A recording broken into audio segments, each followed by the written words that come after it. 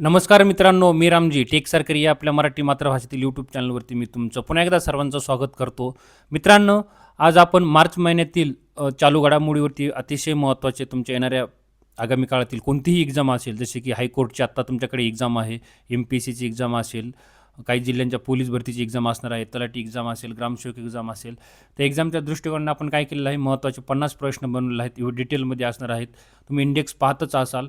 क्रीडा असेल, लष्करी सराव असतील, पुरस्कार असतील, महत्त्वाचे दिवस, नियुक्त्या किंवा विज्ञान तंत्रज्ञान, सरकारी धोरणे असतील, काही पॉलिसी असतील, चालू घडामोडीवरती असतील महाराष्ट्रातील, काही बुक्स, काही ऑथर्स असतील, महत्त्वाच्या सबमिट्स असतील, इंडेक्स असतील, काही योजना असतील, ब्रँड ॲम्बॅसिडर असतील, निधन असतील महत्त्वाच्या व्यक्तींचे, प्रथम घटना, यावरती आपण काय केलेलं आहे, सर्व इन्क्लुडिंग 50 प्रश्न बनवलेले आहेत. खूप महत्त्वाचे असणार आहेत. तत्पूर्वी तुम्ही जर आपल्या टेक सरकार या चॅनलवरती जर नवीन आला असाल तर आपल्या टेक सरकार चॅनलला काय करायचं आहे, सबस्क्राईब करायचं आहे, लाईक करायचं आहे आणि शेअर करायचं आहे.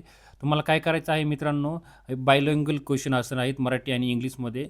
तुमच्या अकॉर्डिंग काही मुलांच्या कमेंट्स चालत्या, सर तुम्ही इंग्लिशमध्ये पण बनवत जा, काय आम्हाला ते स्टाफ सिलेक्शनची किंवा रेल्वेची एक्झामसाठी कोणी UPSCची तयारी करतात त्यांच्या अकॉर्डिंग आपण बायलिंग्वलमध्ये आपण काय केलेलं आहे, प्रश्न बनवलेले आहेत.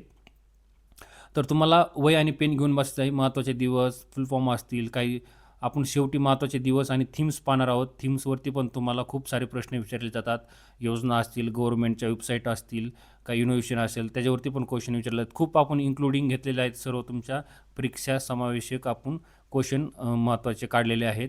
फक्त तुम्हाला 50 ते 40 मिनटं व्यवस्थित बसायचं आहे. वही पेन घेऊन बसायचं आहे, नोट डाऊन करायचं आहे. ठीक आहे. चला आपण पहिला प्रश्न पाहूया. फेब्रुवारी 2026मध्ये भारताचा 93वा शतरंज ग्रँडमास्टर बनण्याचा बहुमान कोणाला मिळाला आहे? तर कोण बनलेले आहेत भारताचे आपले 93वे शतरंज ग्रँडमास्टर? आरव डेंगरा. काय असणार आहे ऑप्शन? पर्याय बी असणार आहेत. कोण बनलेले आहेत 93वे शतरंज ग्रँडमास्टर? आरव डेंगरा. तर आपण 91वे कोण बनलेले आहेत? उमेशजी तामिळनाडूचे आहेत 2024मध्ये. 92वे आर्यन वाष्णव आहेत दिल्लीचे 2024मध्ये. आणि 93वे कोण बनले आहेत? आरव डेंगरा आपले मुंबईचे असणार आहेत 2026मध्ये. आणि ते किती वर्षाचे आहेत? 17 वर्षाचे आहेत.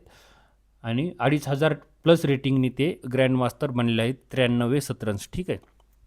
चला प्रश्न दुसरा. जागतिक वन्यजीवन दिनाच्या आकडेवारीनुसार जगातील एकूण वाघांच्या लोकसंख्येपैकी किती टक्के वाघ भारतात आढळतात?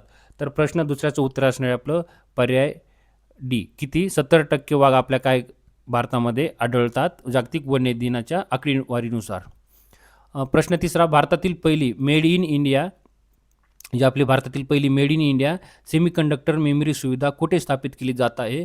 तर प्रश्न तिसऱ्याचं उत्तर असणार आहे पर्याय सी. कुठे? सानंद, जे गुजरातमधील सानंद जे ठिकाण आहे तिथे आपली पहिली काय आहे, मेड इन इंडिया भारतातील पहिली सेमीकंडक्टर मेमरी सुविधा स्थापन केली जात आहे.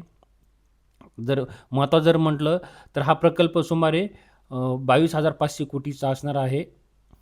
आणि इथे DRAM एन अँड वेफरचे रूपांतरित मेमरी स्टोरेज उत्पादन केले जाणार आहे. आणि पहिले ग्राहक जर म्हटलं या मेमरी मॉड्यूलची पहिली खेप जर कोणाला देण्यात जाणार आहे, डेल टेक्नॉलॉजी यांना सुपूर्द केली जाणार आहे. हे तुम्हाला अतिरिक्त ध्यानात ठेवायचं आहे. आणि पहिली मेड इन इंडिया आहे कोणती? सेमीकंडक्टर मेमरी सुविधा सानंद या ठिकाणी. अलीकडेच मार्च 2026मध्ये निधन झालेले HK दुआ खालीलपैकी कोणत्या क्षेत्रासाठी प्रसिद्ध आहेत हे सांगायचं आहे आपल्याला. तर प्रश्न चौथ्याचं उत्तर असणार आहे पर्याय बी. पत्रकारिता आणि मुत्सद्देगिरी म्हणजे त्याला इंग्लिशमध्ये काय म्हणता येईल, जर्नलिझम अँड डिप्लोमॅसीसाठी HK दुआ हे काय आहेत खालीलपैकी प्रसिद्ध व्यक्तिमत्व आहेत. तर कोण आहेत ते? ज्येष्ठ पत्रकार आणि संपादक आहेत. जर मग महत्त्वाचे पेपर कोणते त्यांचे? हिंदुस्तान टाइम्स जे असेल news paper, the Indian express असेल, द ट्रिब्यून पण असेल. आणि ते कोण होते? माजी पंतप्रधानांचे वाजपेयी काळामधील आणि देवगौडा यांच्या काळातील कोण आहेत? माध्यम सल्लागार आहेत, राज्यसभेचे खासदार आणि डेन्मार्कचे राजदूतसुद्धा आहेत. कोण? HK दुआ. जर महत्त्वाचं जर म्हटलं त्यांना पुरस्कार तर 1988मध्ये त्यांना पद्मविभूषण पुरस्काराने काय केलेलं आहे? सन्मानित करण्यात आलेलं आहे. आणि त्यांचे निधन कधी झालेलं आहे मित्रांनो? 4 मार्च 2026 रोजी त्यांच्या वयाच्या 88व्या वर्षी काय झालेलं आहे? त्यांचं निधन झालेलं आहे HK दुआ. हुरून ग्लोबल रिच लिस्ट 2026नुसार अब्ज देशांच्या संख्येनुसार भारताचा जगात कितवा क्रमांक लागतो? तर आपल्या भारताचा कितवा क्रमांक लागतो? पर्याय सी. तिसरा क्रमांक आहे हुरून ग्लोबल रिच लिस्टनुसार. ही आवृत्ती 2026मध्ये कितवी होती? 15वी आवृत्ती होती. ही घोषणा कोणी जाहीर केली? यादी हुरून रिसर्च इन्स्टिट्यूटने जाहीर केली. भारताचे स्थान जर म्हटलं 308 अब्ज देशांसह भारत जगामध्ये कितव्या क्रमांकावर आहे? तिसऱ्या. भारतात प्रथम जर म्हटलं मुकेश अंबानी भारतातील प्रथम व्यक्ती आहेत आणि आशियातील सर्वात श्रीमंत व्यक्ती आहेत. कोण? मुकेश अंबानी. आणि शहर जर म्हटलं तर मुंबई आहे. तरुण अब्जाधीश जर म्हटलं तर रितेश अग्रवाल जे ओयूचे संस्थापक आहेत. जागतिक क्रमवारीत जर म्हटलं चीन प्रथम स्थानी आहे, अमेरिका दुसऱ्या क्रमांकावर आहे आणि भारत देश आपला तिसऱ्या क्रमांकावर आहे हुरून ग्लोबल रिच लिस्टनुसार. फेब्रुवारी 2026मध्ये अमेरिका आणि इस्रायलने इराणविरुद्ध केलेल्या संयुक्त लष्करी कारवाईला अमेरिकेने कोणते सांकेतिक नाव दिलेलं आहे? तर काय दिलेलं आहे मित्रांनो सांकेतिक नाव? पर्याय बी असणार आहे ऑपरेशन इपिक फ्युरी असणार आहे. अमेरिका आणि इस्रायलने इराणविरुद्ध केलेलं आहे. तर तुम्हाला असं पण विचारू शकतात अमेरिका आणि इस्रायलने कोणाविरुद्ध संयुक्त लष्करी कारवाई केलेली आहे इपिक फ्युरी? तर कोणाविरुद्ध? इराणविरुद्ध. ऑपरेशन इपिक फ्युरी कोणाचं आहे? अमेरिका आणि इस्रायलने इराणविरुद्ध केलेल्या कारवाईला काय आहे? इपिक फ्युरी म्हणून नाव देण्यात आलेलं आहे. प्रश्न 7वा पाहूया मित्रांनो. भारत आणि जपान दरम्यान वार्षिक संयुक्त जो लष्करी सराव आहे धर्म गार्डियन 2026ची जी आवृत्ती होती, किती होती मित्रांनो? 7वी आवृत्ती होती. ही उत्तराखंडमधील कोणत्या ठिकाणी आयोजित करण्यात आली आहे? तर उत्तराखंडमधील ठिकाण कोणतं आहे मित्रांनो? चोपटिया हे ठिकाण असणार आहे. आणि ही जी 2026मध्ये जी आवृत्ती होती म्हणजे इडिशन 7वी आवृत्ती होती हे सांगायचं आहे, आपल्याला ध्यानात ठेवायचं आहे. कोणती? धर्म गार्डियनची. धर्म गार्डियन जर म्हटलं कोणत्या देशादरम्यान वार्षिक संयुक्त सराव असतो? भारत आणि जपान. आणि कधी कालावधी जर म्हटलं तर 24 फेब्रुवारी ते 8 मार्च. सहभागी सैन्य जर म्हटलं आपलं इंडियन आर्मी आणि जपान ग्राउंड सेल्फ डिफेन्स या 2 सैन्यादरम्यान धर्म गार्डियन हा आयोजित केला जातो. भारतीय रेल्वेने महिला कर्मचाऱ्यांच्या सक्षमीकरणासाठी आणि त्यांच्या समस्यांच्या जलद निवारणासाठी मार्च 2026मध्ये कोणते नवीन ॲप लॉन्च केले आहे? तर प्रश्न 8व्याचं उत्तर असणार आहे आपलं पर्याय बी. कोणते? शाईन ॲप भारतीय रेल्वेने महिला कर्मचाऱ्यांच्या सक्षमीकरणासाठी लॉन्च केलेलं आहे. तर शाईनचा फुल फॉर्म नोट डाऊन करून घ्या मित्रांनो. काय आहे? Sexual harassment incident notification for empowerment म्हणजेच काय आहे? शाईन.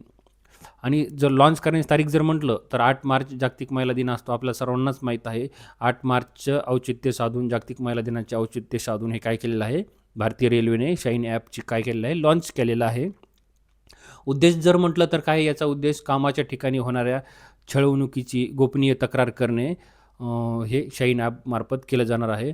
तर HRMS जे पोर्टल आहे त्याच्यासोबत इंटिग्रेट केलं जाणार आहे. कोणतं ॲप? Shine app. हे आपल्याला ध्यानात ठेवायचं आहे. प्रश्न 9वा. मागील 3 वर्षात 2023 ते 26 भारताने विविध फॉर्मॅटमध्ये किती क्रिकेट विश्वचषक जिंकलेले आहेत? तर आपल्याला प्रश्न 9व्याचं उत्तर असणार आहे पर्याय डी. काय असणार आहे? पर्याय डी म्हणजेच 6 फॉर्मॅटमध्ये वेगवेगळ्या भारताने काय केलेलं आहे? विश्वचषक जिंकलेलं आहे. तर वेगवेगळे 6 फॉर्मॅट पाहूया मित्रांनो. फक्त इथं कन्फ्यूज व्हायचं नाही, व्यवस्थित तुम्ही नोट डाऊन करून घ्या. 2024मध्ये जो पुरुष T20 विश्वचषक आहे मेन्स T20 वर्ल्ड कप जिंकलेला आहे. परत 2025मध्ये महिला अंडर 19 विश्वचषक म्हणजेच वुमन अंडर 19 वर्ल्ड कप 2025. नंतर तिसरा कोणता आहे मित्रांनो? 2025 महिला विश्वचषक असणार आहे. चौथा कोणता आहे? 2025मध्ये अंध महिला T20 म्हणजेच त्याला blind woman T20 world cup असं म्हणता येईल. आणि पाचवा कोणता आहे? 2026मध्ये पुरुष अंडर 19 विश्वचषक म्हणजेच मेन्स अंडर 19 वर्ल्ड कप 2026. आणि आता लेटेस्टमध्ये झालेला 2026मध्ये पुरुष T20 विश्वचषक म्हणजेच मेन्स T20 वर्ल्ड कप असं पण म्हणता येईल. म्हणजे 6 वेगवेगळ्या फॉर्मॅटमध्ये भारताने काय केलेलं आहे? क्रिकेट विश्वचषक जिंकलेलं आहे. 15 मार्च 2026 रोजी जगभरात कोणता महत्त्वाचा दिवस आपण काय करतो? साजरा करतो. तर प्रश्न 10व्याचं उत्तर असणार आहे पर्याय ए. पर्याय ए कोणता असणार आहे? जागतिक ग्राहक हक्क दिन म्हणजेच त्याला इंग्लिशमध्ये काय म्हणता येईल? World consumer right days. मग त्याची थीम काय आहे? तुम्हाला थीम पण खूप वेळा विचारली जाते. Theme safe products confident consumers म्हणजेच काय आहे? सुरक्षित उत्पादने आत्मविश्वासू ग्राहक असं म्हणता येईल त्याला मराठीमध्ये. सुरुवात जर म्हटलं वर्ल्ड कन्झ्युमर राईट डेची कधी झाली? 15 मार्च 1983 रोजी. आणि उद्देश काय आहे याचा? ग्राहक हक्कांची जनजागृती करण्यासाठी. हे आपल्याला ध्यानात ठेवायचं आहे. प्रश्न 11वा. 2026चा ICC पुरुष T20 विश्वचषक कोणत्या संघाने जिंकला आहे? तर आपण आताच पाहिलं 2026चा कोणी जिंकलेला आहे आपला प्यारा भारत देशाने काय केलेला आहे ICC पुरुष T20 वर्ल्ड कप जिंकलेला आहे. मग विजेता जर म्हटलं तर आपला भारत देश आहे. मग आतापर्यंत भारत देशाने 3 वेळा काय केलेलं आहे ICC पुरुष T20 कप जिंकला आहे. तर मग फर्स्ट कधी जिंकलेला आहे 2007 साली कोण असताना महेंद्रसिंग धोनी असताना जिंकलेला आहे. 2024मध्ये कोण असताना रोहित शर्मा असताना. आणि मग मला आता 2026चे जे कॅप्टन आहेत मला ते तुम्ही कमेंट करून सांगायचं आहे कोणाच्या कारकिर्दीमध्ये जिंकलेला आहे, मला कमेंट करून सांगायचं आहे. उपविजेता जर म्हटलं तर न्यूझीलंड आहे. भारताचा 96 धावांनी काय झालेला आहे विजय झालेला आहे 96 धावांनी. आणि यजमान जर म्हटलं होस्ट कोण असणार आहेत आपलं भारत आणि श्रीलंका असणार आहेत. अंतिम सामना कुठे खेळला आहे नरेंद्र मोदी स्टेडियम जे आहे अहमदाबाद. तर मला हे पण कमेंट करून सांगा मित्रांनो नरेंद्र मोदी स्टेडियमचे आत्ता रिनेम केलेलं आहे पण त्याच्या अगोदर काय होतं अहमदाबाद जे स्टेडियम आहे नरेंद्र मोदी स्टेडियम रिनेम झालं त्याच्यापूर्वी त्या स्टेडियमचं नाव काय होतं मला कमेंट करून सांगायचं आहे. मग सामनावीर जर म्हटलं मॅन ऑफ द मॅच तर कोण आहे जसप्रीत बुमराह 4 विकेट्स भेटलेले आहेत त्यांना ह्याच्यामध्ये. आणि मालिकावीर जर म्हटलं प्लेअर ऑफ द टुर्नामेंट कोण आहेत संजू सॅमसन हे ठरलेले आहेत. हे तुम्हाला 2-3 महत्त्वाचे पॉईंट नोट डाऊन करायचे आहेत. 2026मध्ये कोणत्या दिग्गज अभिनेत्याला Lokmat Maharashtrian of the year lifetime achievements अवॉर्ड्सने काय केलेलं आहे सन्मानित करण्यात आलेलं आहे. तर आपल्याला काय सांगायचं आहे Lokmat Maharashtrian of the year life time achievement awards कोणाला भेटलेला आहे अशोक सराफ यांना. पर्याय बी असणार आहे आपलं उत्तर. तर मग थोडं महत्त्वाचं आपण त्यांच्याबद्दल पाहूया. प्रमुख सन्मान महाराष्ट्रभूषण भेटला आहे त्यांना 2023 साली. पद्मश्री 2025 साली भेटलेला आहे. आणि आपल्या चाहत्यामध्ये आपण अशोक मामा म्हणून सुद्धा त्यांना काय करतो ओळखलं जातं. आणि 5 दशकापासून त्यांची अधिक गौरवशाली कारकीर्द काय केलेली आहे राहिलेली आहे. मार्च 2026मध्ये महाराष्ट्राचे 22वे राज्यपाल म्हणून कोणी शपथ घेतली आहे तर आपलं प्रश्न 13वेचं उत्तर असणार आहे जिष्णुदेव वर्मा. पर्याय सी हे आपले जिष्णुदेव वर्मा महाराष्ट्राचे काय झालेले आहेत 22वे राज्यपाल म्हणून त्यांनी शपथ घेतलेली आहे. मग शपथविधी कधी झाला 10 मार्च 2026ला राजभवन येथे. मित्रांनो राजभवन लोकभवन यांचे नाव बदललेले आहेत मला कमेंट करून सांगा राजभवनचे नवीन नाव काय आहे आणि लोकभवनचे नवीन नाव काय आहे. मग कोणाची जागा घेतली त्यांनी आचार्य देवव्रत यांच्याकडे आपला अतिरिक्त कार्यभार होता. आचार्य देवव्रत हे गुजरात या राज्याचे सुद्धा काय आहेत राज्यपाल आहेत. मागील पदे मग जिष्णुदेव वर्मा यांनी मागील पदे कोणती भूषवलेली आहेत तेलंगणा राज्याचे राज्यपाल होते आपल्या महाराष्ट्राचे राज्यपाल येण्यापूर्वी. नंतर ते अगोदर त्यांच्या अगोदर काय झालं राहिलेले आहेत ते त्रिपुराचे उपमुख्यमंत्रीसुद्धा राहिलेले आहेत. आणि विशेष म्हणजे त्रिपुरा जे राज्य आहे माणिक्य घराण्याचे सदस्यसुद्धा आहेत आणि कवी व लेखकसुद्धा आहेत कोण जिष्णुदेव वर्मा. हे आपल्या त्याच्यासोबत महत्त्वाचे पॉईंट ध्यानात ठेवायचे आहेत. भारतातील कोणत्या विमानतळाला अलीकडेच आंतरराष्ट्रीय विमानतळ म्हणून काय झालेलं आहे घोषित करण्यात आलेलं आहे आंतरराष्ट्रीय विमानतळ म्हणून. तर मग आपलं प्रश्न 14व्याचं उत्तर काय असणार आहे पर्याय ए.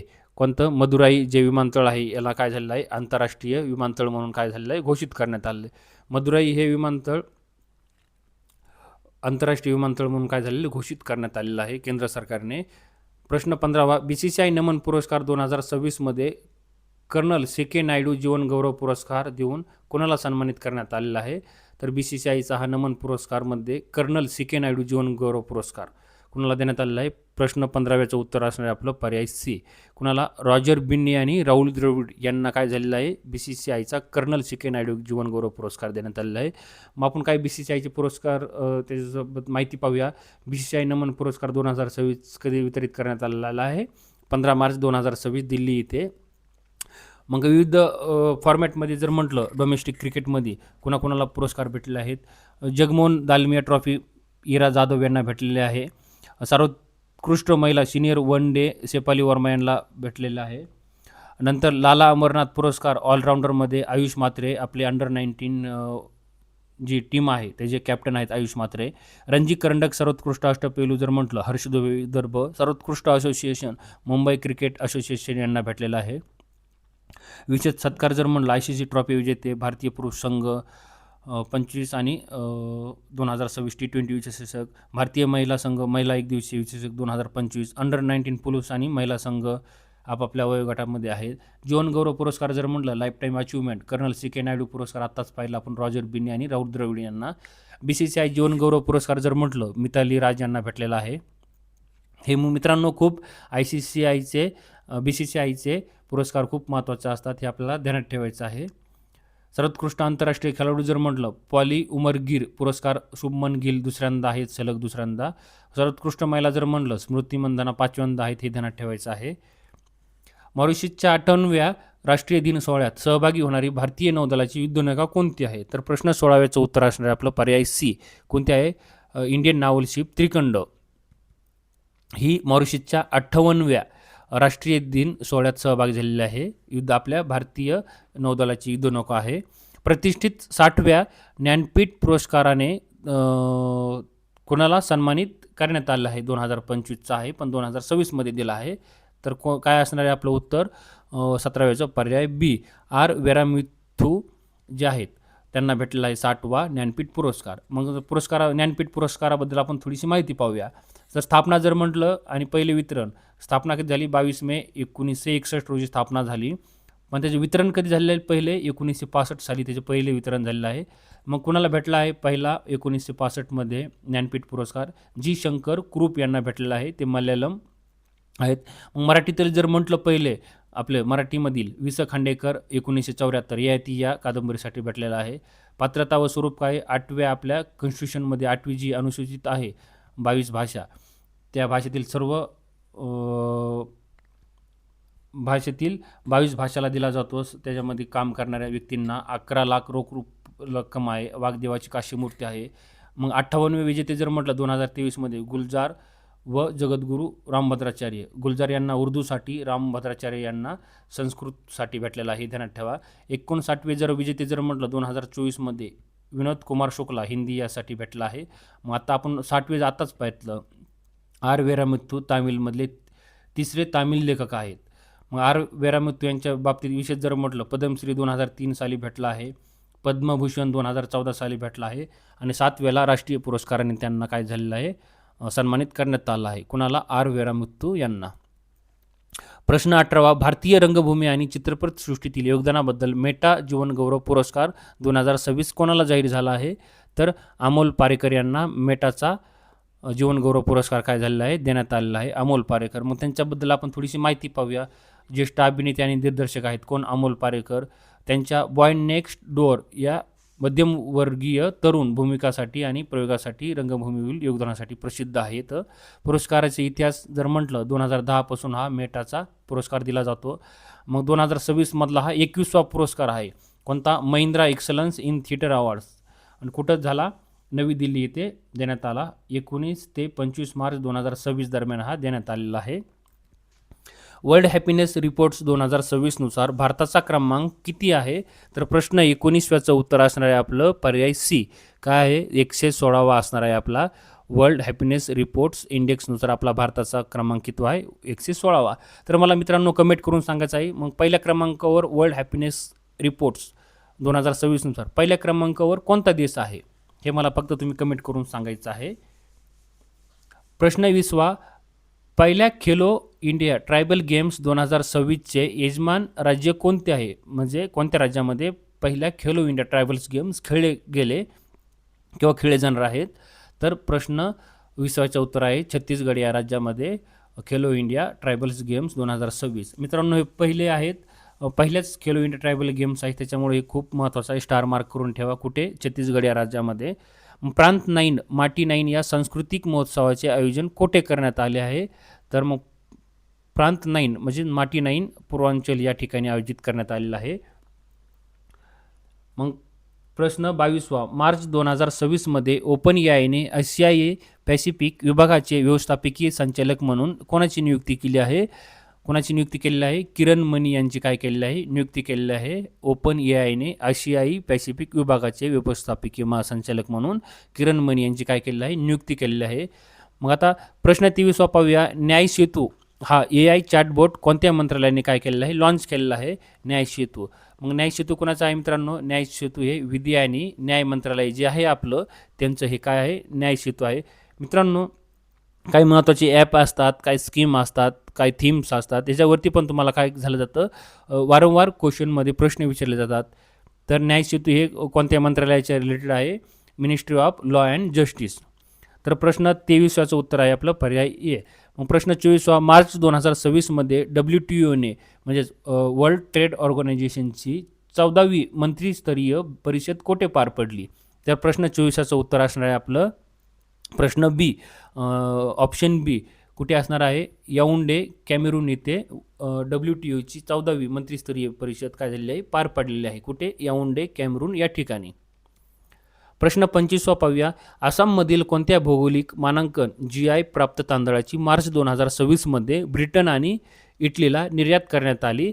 तर प्रश्न 25चं उत्तर काय असणार आपलं पर्याय सी. जो तांदूळ आहे याची निर्यात कुठे करण्यात आलेली आहे? इटलीला. तो आसाममधील GI प्राप्त तांदूळ आहे, म्हणजे जिओग्राफिकल इंडेक्स असं म्हणता येईल त्याला, GI टॅग असं पण म्हणता येईल.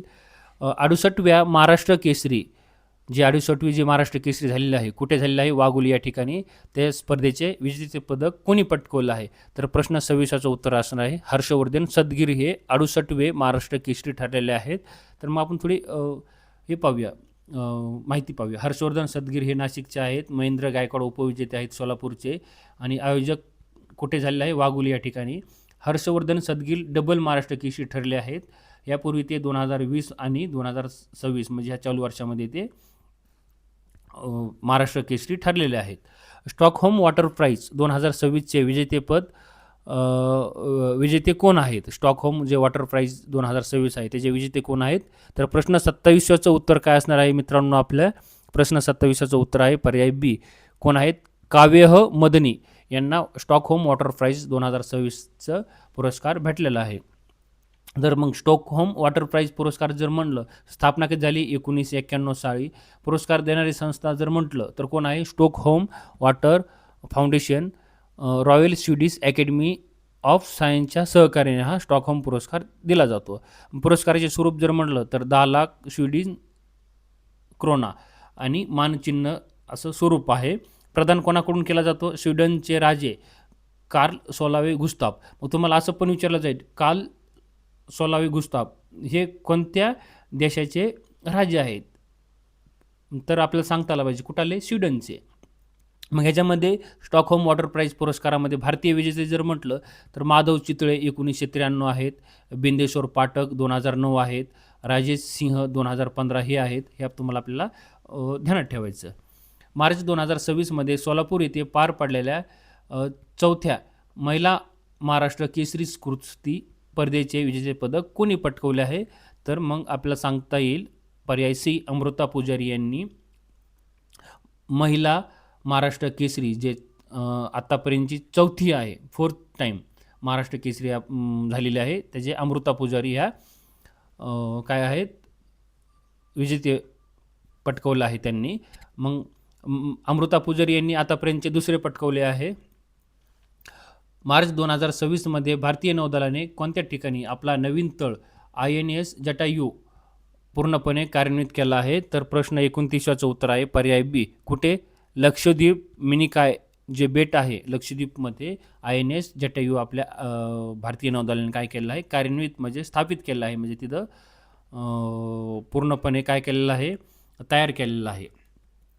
मार्च 2026मध्ये जाहीर झालेल्या डिजिटल पेमेंट इंडेक्सनुसार जगात सर्वाधिक डिजिटल व्यवहार करणारा देश कोणता? तर मग मित्रांनो आपला प्यारा भारत देश आहे, पर्याय ए. डिजिटल पेमेंट इंडेक्सनुसार आपला भारत देश पहिल्या अव्वल स्थानी असणार आहे, म्हणजे आहे. गृह मंत्रालयाने जनगणना 2027 म्हणजे सेन्सिस 2027साठी ब्रँड ॲम्बॅसिडर म्हणून कोणाची नियुक्ती केली आहे? तर आपल्या प्रश्न 31चं उत्तर असणार आहे आपलं पर्याय सी.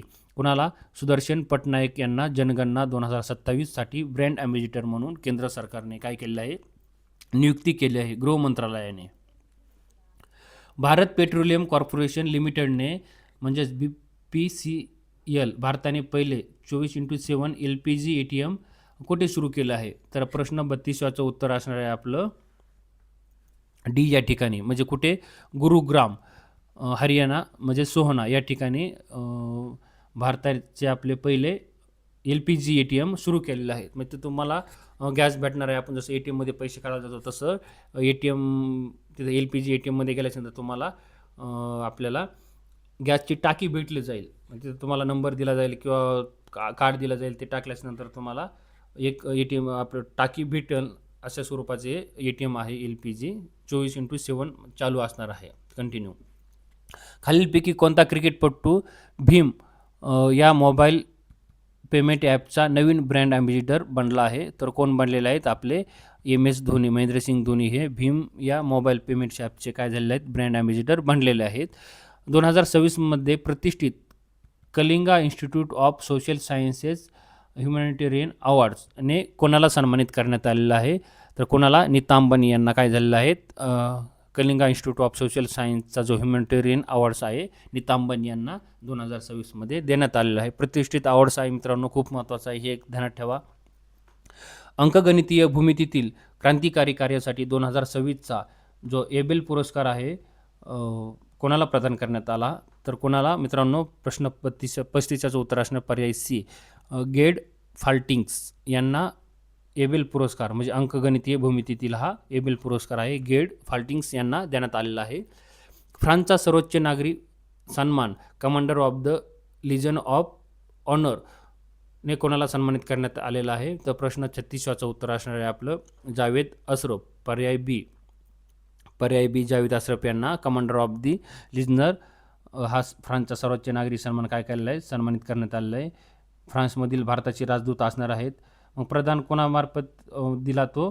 तर भारतातील फ्रान्सचे राजदूत आहेत थियरी मथो यांच्या हस्ते हा देण्यात आलेला आहे. कोणाला? जावेद अशरफ यांना. प्रसिद्ध बंगाली कादंबरी हरा पार्वती कथाचे लेखक कोण आहेत, ज्यांची सरस्वती सन्मान 2025-26साठी काय झालेली आहे मित्रांनो? निवड झालेली आहे. तर प्रश्न 37चं उत्तर असणार आहे आपलं पर्याय C. कोणाची निवड झालेली आहे? रामकुमार मुखोपाध्याय. मग मित्रांनो तुम्हाला असं उलटून पालटून पण क्वेश्चन विचारला जाईल. रामकुमार मुखोपाध्याय यांची खालीलपैकी कोणती कादंबरी आहे? तर हरा पार्वती असं आपल्याला सांगता यायला पाहिजे. ठीक आहे.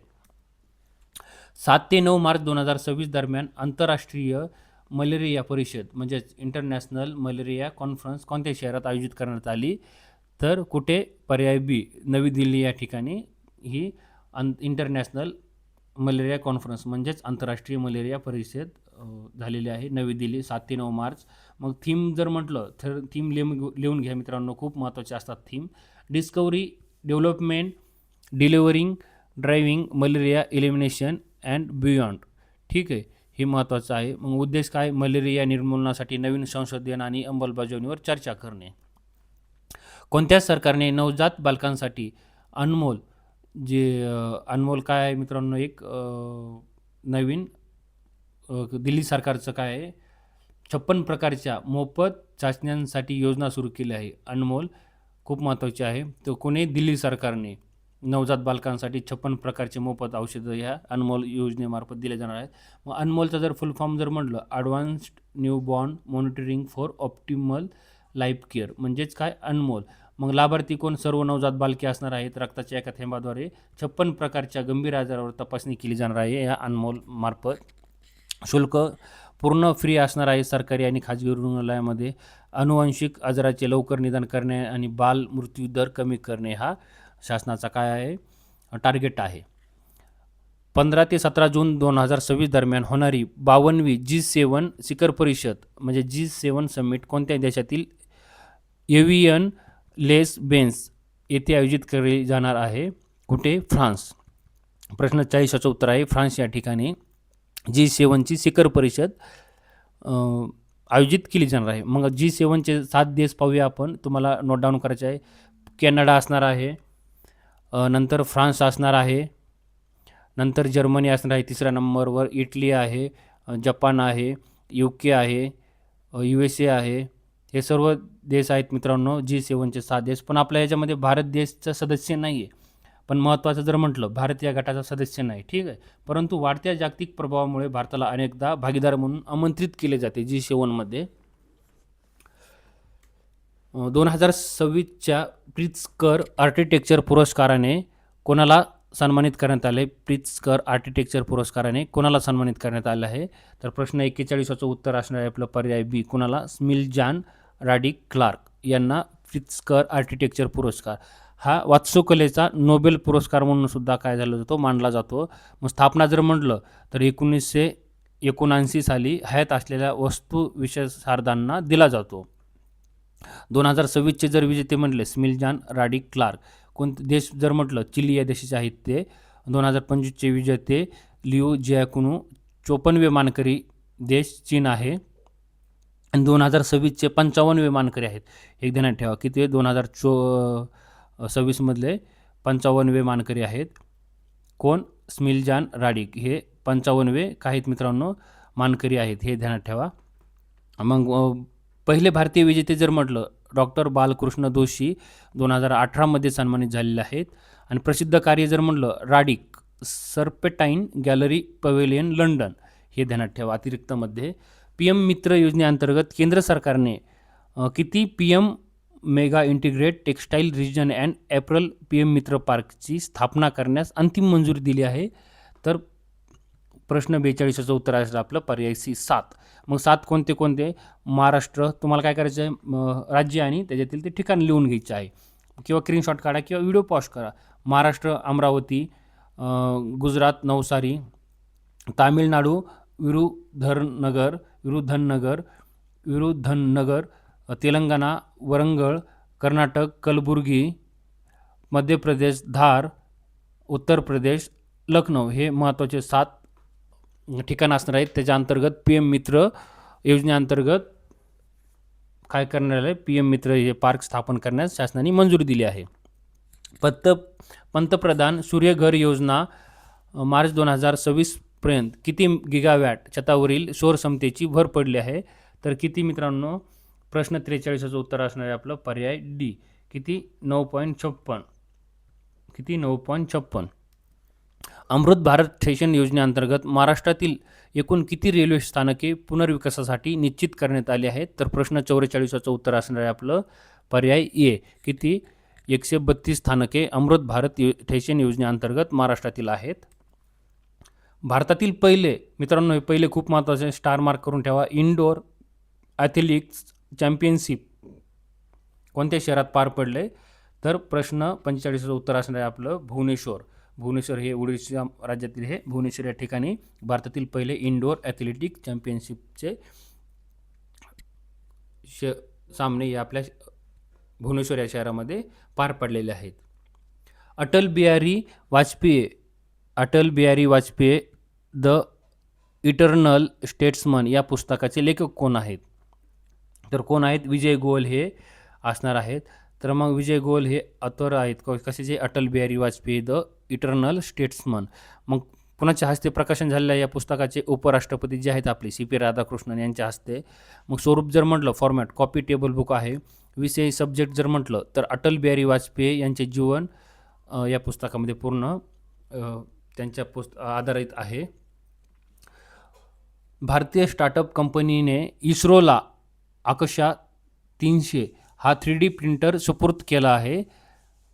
तर कोणत्या? B. ऑप्शन B असणार आहे पेस टाईम 4D प्रिंटिंग सोल्युशन या कंपनीने इस्रोला आकाशा 300 हा 3D प्रिंटर काय केलेला? सुपूर्द केलेला आहे, म्हणजे हँडओव्हर केलेला आहे. तर मग त्याच्याबद्दल थोडी माहिती पाहूया. डिव्हाइस आहे आकाशा 300 3D प्रिंटर, हे कोणाला दिले? इस्रोचे लिक्विड प्रोपल्शनल सिस्टीम सेंटर जे आहे. ठिकाण जर म्हटलं कुठे असणार आहे? Space time 4D printing solution Valiyamala Thiruvananthapuram Kerala. मग मित्रांनो, केरळचं पण नाव बदलून आता केरळम झालेलं आहे. केंद्र शासनाने नुकतीच मंजुरी दिलेली आहे. केरळ या राज्याची केरळम असं नामांतरण झालेलं आहे. भारत इनोव्हेट्स डीप टेक या पूर्व शिखर परिषदेचे उद्घाटन कोठे करण्यात आलं आहे? तर कुठे मित्रांनो? IIT बॉम्बे या ठिकाणी भारत इनोव्हेट्स डीप टेक जे आहे कुठे झालेलं आहे?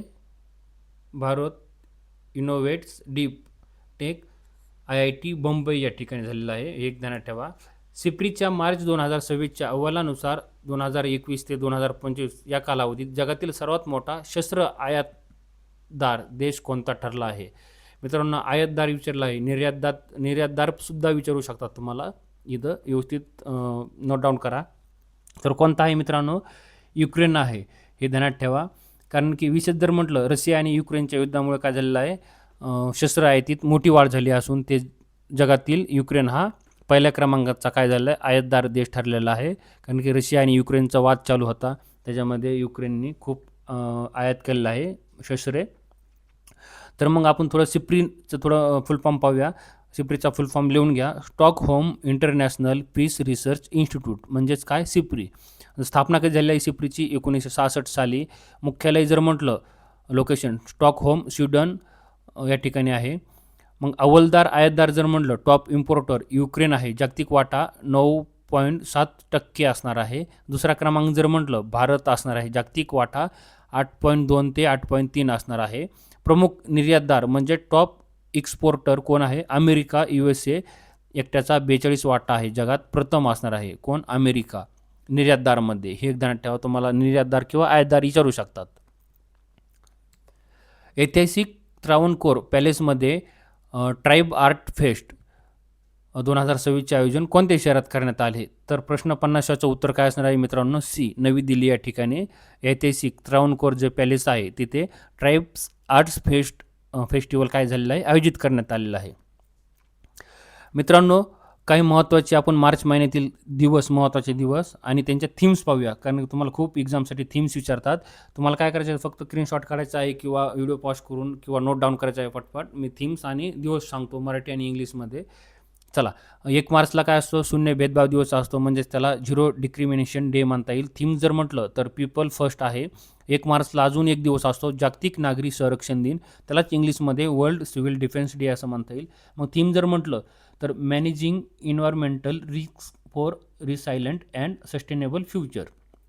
3 मार्च जागतिक वन्यजीव दिन असतो, म्हणजे त्याला वर्ल्ड वाईल्ड लाईफ डे असं म्हणता येईल. मग थीम जर म्हटलं medical and aromatic plants conserving health, heritage and livelihoods अशी थीम आहे त्याची.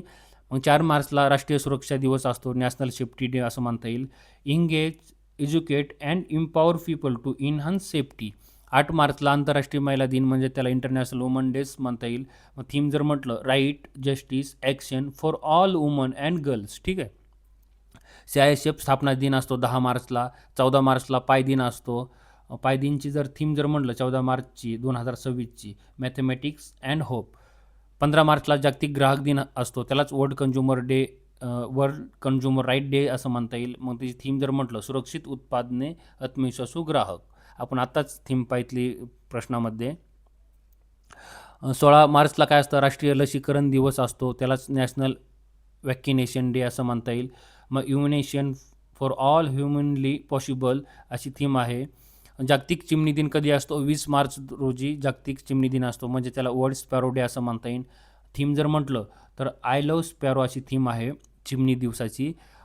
20 मार्चला अजून एक दिवस असतो, आंतरराष्ट्रीय आनंद दिन, म्हणजे त्याला आपण इंटरनॅशनल डे ऑफ हॅपीनेस असं म्हणता येईल. मग थीम जर म्हटलं तर केअरिंग अँड शेअरिंग ही थीम आहे त्याची. ठीक आहे. 21 मार्चला जागतिक वन दिन असतो, इंटरनॅशनल डे ऑफ फॉरेस्ट, त्याची थीम आहे फॉरेस्ट अँड इकॉनॉमिक्स. 21 मार्चला जागतिक कविता दिन असतो, वर्ल्ड पोएट्री डे पण असतो 21 मार्चला. 22 मार्चला जागतिक जल दिन, म्हणजेच वर्ल्ड वॉटर डे. थीम जर म्हटलं तर वॉटर अँड जेंडर इक्वॅलिटी अशी थीम आहे त्याची. 23 मार्चला जागतिक हवामान दिन, म्हणजे त्याला वर्ल्ड मेट्रोलॉजिकल डे असं म्हणता येईल. थीम जर म्हटलं तर काय आहे 2026मधली थीम वर्ल्ड मेट्रोलॉजिकल डेची? Observing today, protecting tomorrow. ही खूप महत्त्वाच्या थीम आहेत मित्रांनो. ह्याच्यावरती एक ना एक प्रश्न विचारलाच जातो. शहीद दिवस असतो 23 मार्चला. 24 मार्चला जागतिक क्षय रोग दिन असतो, म्हणजे त्याला वर्ल्ड ट्युबरक्युलोसिस डे असं म्हणता येईल. Yes we can end TB led by countries powered by people ही थीम आहे. कशाची? वर्ल्ड जागतिक क्षयरोग दिनाची. 27 मार्चला जागतिक रंगभूमी दिन, म्हणजे त्याला इंग्लिशमध्ये म्हणता येईल वर्ल्ड थिएटर डे. मग त्याची थीम जर म्हटलं मित्रांनो तर काय? Theatre and a culture of peace. हे महत्त्वाचे दिवस आणि त्याच्या थीम्स होत्या. तुम्हाला व्यवस्थित काय करायचं आहे, थीम्स वगैरे लिहून ठेवायचे आहेत. तर मित्रांनो, हा आपला मराठी भाषेमधील जर उपक्रम कंटेंट जर आवडला असेल आणि तुम्ही कोणत्या स्पर्धा परीक्षेची तयारी करता, तुमच्याजवळ आता हायकोर्टाची एक्झाम आहे, काही जिल्ह्याच्या पोलीस भरतीची एक्झाम आहे, आता येणाऱ्या जिल्हा परिषदच्या, नगर परिषदेच्या एक्झाम असणार आहेत. त्याच्यानुसार तुम्हाला मागील 5 ते 6 महिन्याचे किंवा 1 वर्षाचे करंट अफेअर्स, महत्त्वाच्या थीम्स, महत्त्वाच्या योजना, महत्त्वाचे ब्रँड ॲम्बॅसिडर, महत्त्वाचे विचारले जातात. त्याच्यानुसार आपण हे 50 प्रश्न बनवले आहेत. तुम्ही जर आपल्या टेक सरकार चॅनलवरती जर नवीन असाल, तर आपल्या टेक सरकार चॅनलला काय करायचं आहे मित्रांनो, सबस्क्राईब करायचं आहे, शेअर करायचं आहे जास्तीत जास्त तुमच्या मित्रमैत्रिणींना, आणि अभ्यास करत राहायचा आहे. तर आज आपण इथेच थांबूया. मला कमेंट करत राहा, काय सुचवायचं असेल तर, तुमचं काही जर सल्ला असेल तर, मला काय सांगायचं असेल तर कमेंटमध्ये तुम्ही अवश्य सांगू शकता. चला आपण आज इथेच थांबूया. Thank you everyone.